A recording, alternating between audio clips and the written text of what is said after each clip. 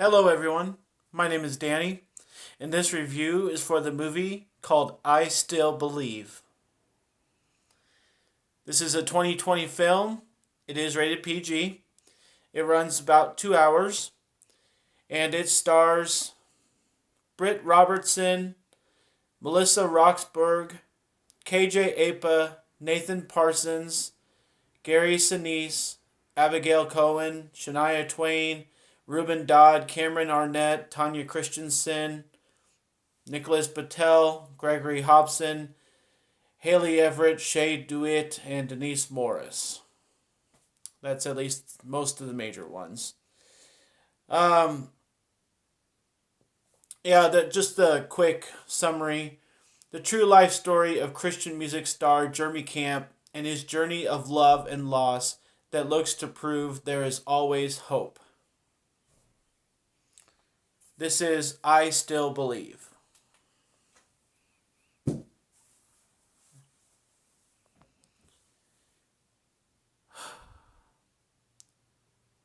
gonna try not to be too emotional in this because these kind of movies always get to me. For anybody that's watching this that is not particularly religious, um, I hope you can watch this movie. I hope you can enjoy it. But those of us who devote our lives and go to church every week and really get struck by this kind of a movie, it's tough. It's tough to watch, and it's gonna be emotional. It's gonna make you emotional. It's gonna make you cry, and it's great music. It's a great story, and I'm glad that somebody put it to a movie. I really am.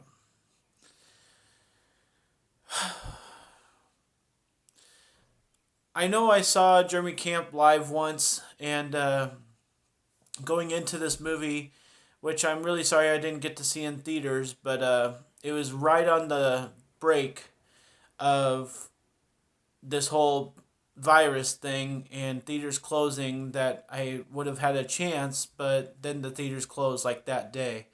So it's just how the cookie crumbles, and it's just how life goes, And so it's been a while, but I finally got a chance to watch it. Thank you for a friend referring a free way to watch it. I do appreciate that. And I think it's going to be really good to watch this in the future on my TV with the DVD or Blu-ray, and it's going to be even more effective. So I really do appreciate that factor. I think it would have been great in theater, being amongst people. Would have had to bring the Kleenex for that for sure. So if you're not familiar with Jeremy Camp, if you never heard of this movie, you don't know who he is.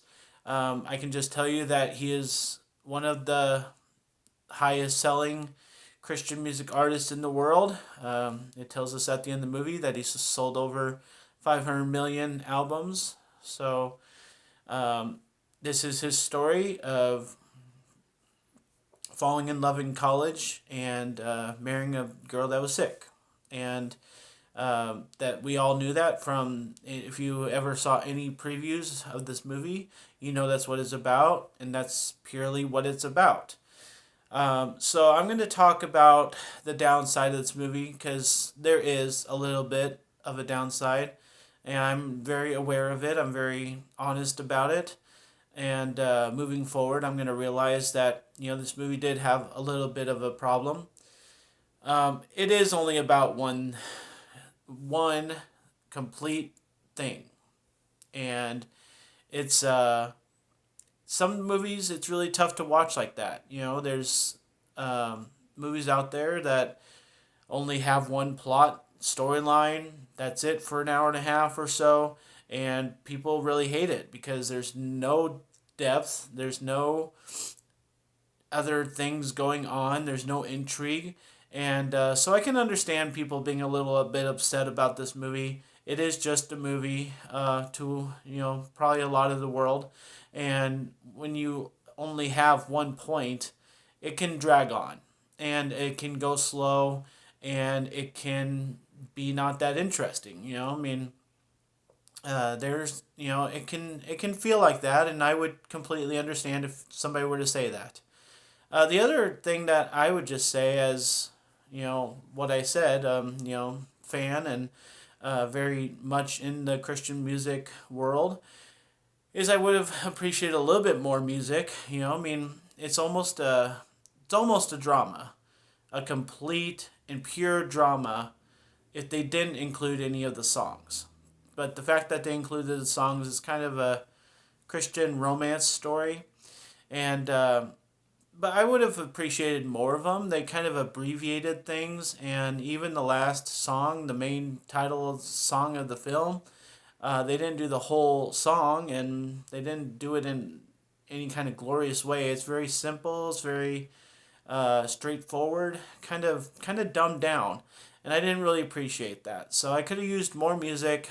I could have used more things going on. I could have used some other storyline going on, but that's what it is. So a couple actors in here I didn't really appreciate. I do love the show on TV called it's about the airplane. I watch it every week. I don't know why I can't come up with the name right now. But Michaela, one of the major stars of that's her character name.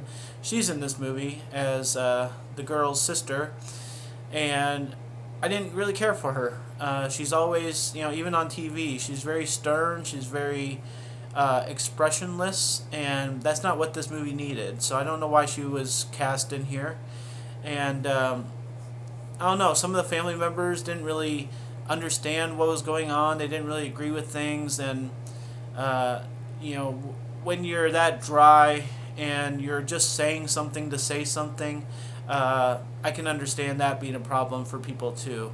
So I mean, you got to realize that a lot of people that watch this movie are just watching it to watch it. They're not watching it because they go to church. They're not watching it because they know who Jim Camp is. They're just watching a movie.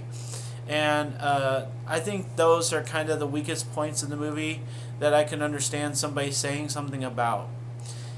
Uh, the great parts about this are the emotions and the things that happen, and the happy parts and the miraculous parts and the meanings and the word and the message and the interactions between characters. Um, there's a lot of good stuff going on, and there's always going to be a reason to watch this movie and take something away from it. The other thing that I didn't really care for is their execution of ideas. There's this whole thing going on when Jeremy goes to college.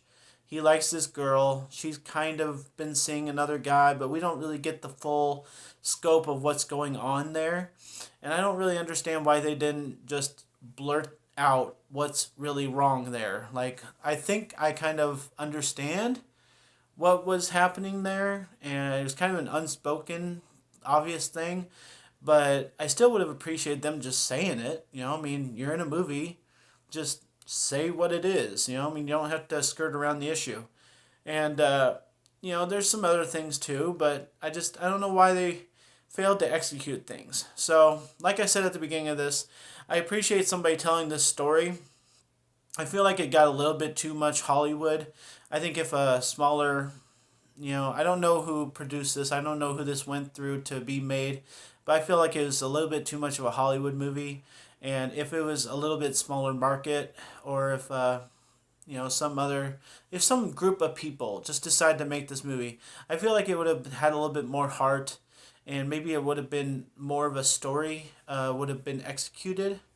But I'll always and forever like this movie. I can't say I like it as much as I Can Only Imagine, which I think it's kind of in the same sphere as, and really Fireproof and Courageous, I really think are good movies that kind of give the same vibe as this movie.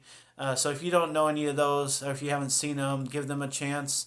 There's lots of Christian movies out there. God's Not Dead, I have over here, and I have a lot of other movies. So if you need suggestions of what to watch for a Christian movie with a good message, leave it in the comments if you have a suggestion, or ask. I can always make a video of just religiously based movies that you can watch. If that's something that you guys would like, let me know. But always and forever, I'm going to give the ranking of an A minus for I Still Believe. I do think there is a little bit, execution wise, not that great of a movie, but it's gonna be emotional. It's gonna be really meaningful for people. It's gonna be just the right thing to make a movie about. It's always gonna be that. So whether they kind of repeated themselves and didn't do this and do that, that's not going to matter in the long run of things. I'll own this. I'll watch it forever. It's going to be the kind of movie that I want to surround myself with and I want to suggest to other people to watch.